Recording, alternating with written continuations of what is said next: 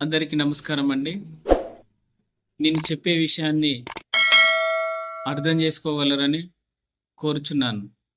నేను చెప్పే విషయము మీకు కూడా తెలిసిన విషయమే. కానీ ఒకసారి మనసు పెట్టి ఆలోచించండి.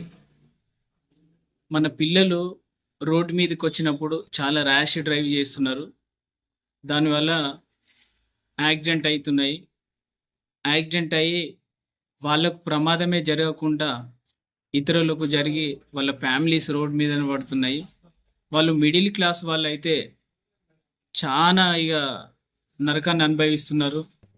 వాళ్ళకి ఎకనామికల్ సపోర్ట్ లేక, ఈ ఖర్చులు భరించలేక చానా నానా ఇబ్బందులు పడుతున్నారు.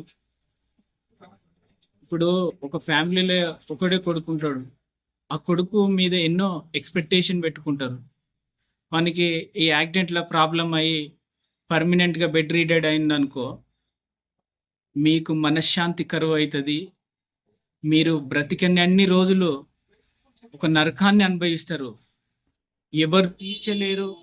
ఏదో ఎవరొచ్చినా, మన చుట్టాలొచ్చినా, రిలేషనొచ్చినా, ఎవరొచ్చినా గూడా 1, 2 రోజులు వస్తారు, చెప్తారు, వెళ్తారు. అంతేగాని మీ కష్టాన్ని మాత్రము ఎవరు తీర్చలేరు.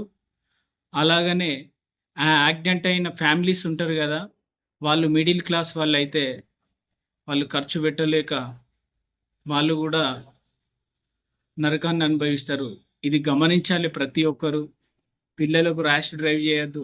మనం గూడా రోడ్ మీద వెళ్ళేటప్పుడు పెద్దలైనా, ఎవరైనా గూడా కారు డ్రైవ్ చేసేవాళ్ళు గానీ, బైక్ డ్రైవ్ చేసేవాళ్ళు గానీ, మనం రోడ్డు మీద వెళ్తున్నామంటే చాలా జాగ్రత్తగా వెళ్ళాలి.